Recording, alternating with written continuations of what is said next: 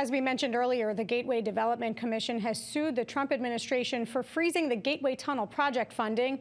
The commission is made up of New York and New Jersey officials, and it's a $16 billion infrastructure project meant to improve transportation between New York and New Jersey.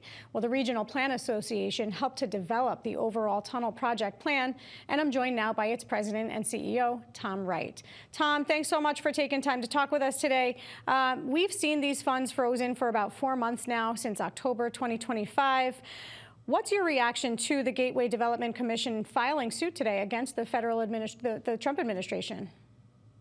Yeah, it's sad that it's come to this, but they really don't have any other choices, I think, at this point. It's not clear what it's going to take to release the federal funding.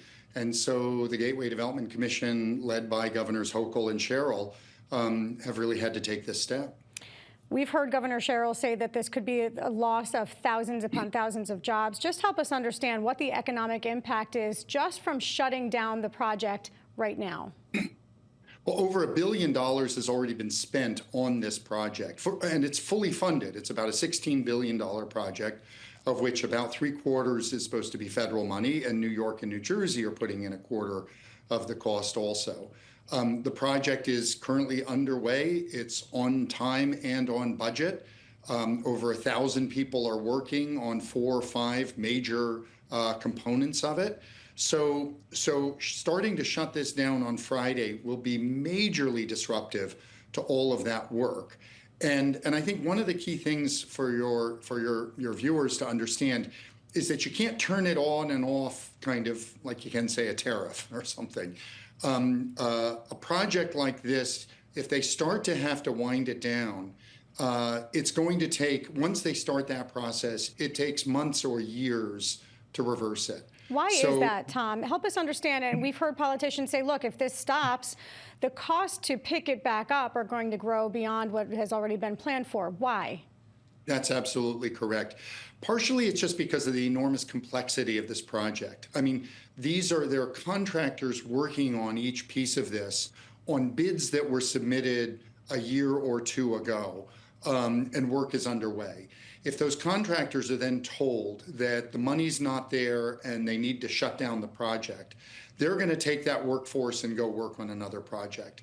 Then let's say they say, oh, we've got the money back now. Well, they're going to have to go through a whole bidding process again, bidding in $2026 instead of $2024. So you have the inflationary pressure that's applied to it. Also, frankly, the contractors, when they put together those bids, they have to figure out a kind of risk assessment. What's the chance that this thing's going to be shut down again, leaving me holding the bag, leaving me paying my workforce for work they can't do? And so that will inflate the costs too. So kind of time is not on our side, and any delay is going to dramatically add to the cost of doing this project. And by the way, everybody knows we need to build this new tunnel. The existing tunnels are over 110 years old. They flooded during Superstorm Sandy. They are deteriorating, as you can see here. I've ridden through them a few times in a special viewing car that Amtrak has. You see cracks on the walls. You see water between the train tracks. It is a very disconcerting experience. What happens, Tom, if one of those tunnels does go down? What's the impact on this region? We did a study a couple years ago looking at both the traffic and the economic impacts of what would happen if just one of the 2 tunnels needed to be shut. First of all, so there are 2 tunnels, one going in each direction under the Hudson River, but if one of them has to be closed, it will reduce capacity by 75%, because you can't just run the trains all the way in all morning. Trains have to be coming in both directions, and the tunnels have to clear before you can do that. So it's an estimated 75% reduction in capacity. That means that the 140,000 people, say, commuting today under the river, many of them need to find a new way to get to their job in the city, which means they suddenly get on the ferries or the buses or the roads, impacting everybody traveling through northern New Jersey and trying to cross the river. We estimated that in terms of travel impacts, over 500,000 people would see their commutes get worse, many of them not riding on those trains, and over 100,000 people would see their commutes get worse by over an hour every single day. Yeah. Meanwhile, economically, that means that property values will decline, tax revenues decline, income declines, and you can literally measure the impacts from Virginia to Maine. That's a massive, massive economic impact that you're talking about there.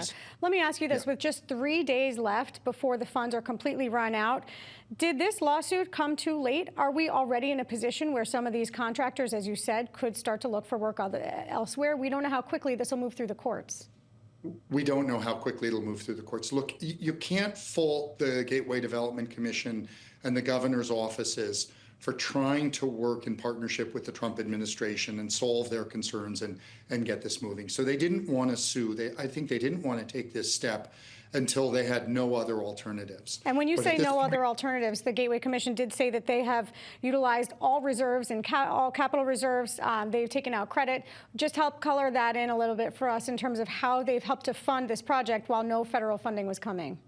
Actually, this was a recommendation that we made to them over a year ago, and last spring they took out a $500 million line of credit with Bank of America, and so they've had access to that money to keep paying, even as the money wasn't coming in. So they've really been looking under the cushions and doing everything they could to find the money to keep the project going. This has been a political football since the beginning. We saw under the Christie administration that the project was halted. There was a huge fight to get funding from Congress. We then got funding from Congress, and now that's frozen. First question, do you believe that this lawsuit will win in the courts, given the fact that these funds were already congressionally appropriated? Yeah.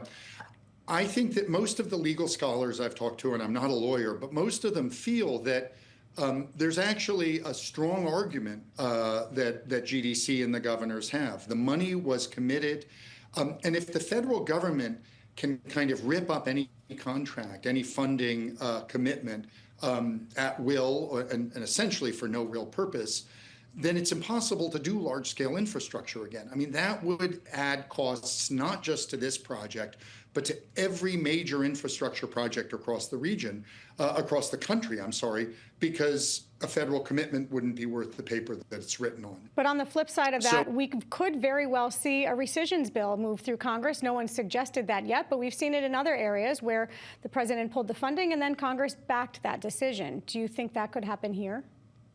No, I don't think it could, because there's bipartisan support for doing this project. Again, here in the region, both Democrats and Republicans know how important it is to build this tunnel. And again, the economic impact stretches wide beyond just New York and New Jersey. Yeah, well said. Tom Wright, thank you so much for your analysis here. President and CEO of the Regional Plan Association. Appreciate you coming on. Thanks for having me.